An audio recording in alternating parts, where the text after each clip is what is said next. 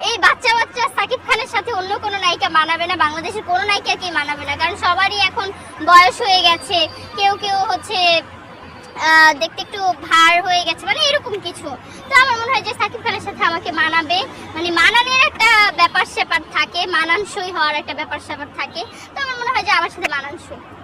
আচ্ছা, মানে আপনি কি সব ধরনের ডান্স করতে পারেন?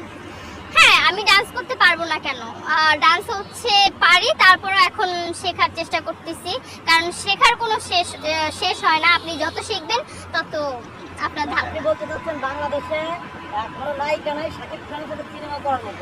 না না না, যদি থাকতো তাহলে তো সাকিব খান করতো, তাই না? যদি থাকতো তাহলে তার বাইরের দেশ থেকে মিমি চক্রবর্তীকে আনতো না, বাইরের দেশ থেকে হচ্ছে ইধিকা পালকে আনতো না, মানে নানান ধরনের নায়িকা আনতো না, তাহলে তো বাংলাদেশের নায়িকা নিয়ে মুভি বানাতো। মানে আপনি দাবি করেন যে বাংলাদেশে এই মুহূর্তে যদি কোনো নায়িকা থাকে সাকিব খানের মতো সিনেমা করার মতো আপনি আছেন? সেটা আমি আছি। আর হচ্ছে আমি মুখে ফটর ফটর করি না, আমি হচ্ছে কাজেও দেখিয়ে দিই। তো আমিও ওদেরকে দাবি জানাচ্ছি যে তুফান 2-তে আমাকে নেওয়া হোক, কারণ তারাও দেখুক আমি কেমন পারি। আপনি বলেছেন যে সাকিব খানের তৃতীয় নম্বর বউ হবেন আপনি, এই ব্যাপারটা নিয়ে পুরো তুমুল ভাইরাল হয়েছে সোশ্যাল মিডিয়াতে, এই ব্যাপারটা নিয়ে যদি আপনি কিছু বলতেন।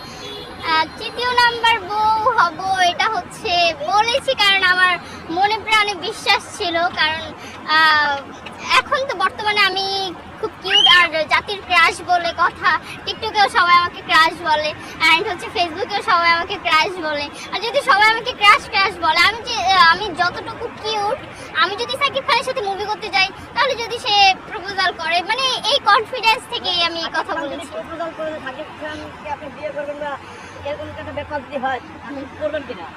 করবো না কেন, অবশ্যই করবো, সে সুপারস্টার।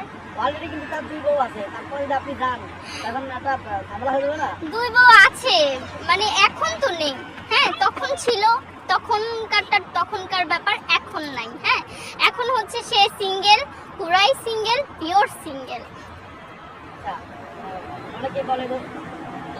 অনেকেই বলে যে সাকিব খানের সাথে কাজ করতে হলে রিস্কে থাকে মেয়েরা, আপনি এই ব্যাপারটা নিয়ে আপনি কি বলবেন?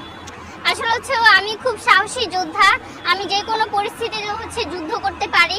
তো আমার মনে হয় না আমার ক্ষেত্রে এরকম কিছু হবে। আর যারা এগুলো বলে তারা হচ্ছে চান্স পায় না, তারা হচ্ছে আশেপাশে ঘুরঘুর করে, তারা চান্স পায় না, এই প্রেক্ষিতেই এই কথাগুলো বলা। আসলে তারা যদি সুযোগ পেত তাহলে আর এটা বলতো না, কারণ ক্যারিয়ার হয়ে যেত, গাড়ি হয়ে যেত, বাড়ি হয়ে যেত, এগুলা মানে এগুলা হলে কি আর কেউ এসব বলে? তো যারা করতে পারছে না তারা এগুলা বলতেছে। আচ্ছা, সাকিব খানের সাথে কাজ করতে গেলে যদি আপনাকে খারাপ ধরনের প্রস্তাব দেওয়া হয় আপনি প্রথম মেনে নেবেন? অবশ্যই মেনে নেব না, কারণ হচ্ছে আমি বললাম না যে আমি ভালো থেকে কাজ করতেছি মিডিয়ায়, যদি হয় ভালো থেকে কাজ করব, আর না হলে মিডিয়ায় ছেড়ে দেব।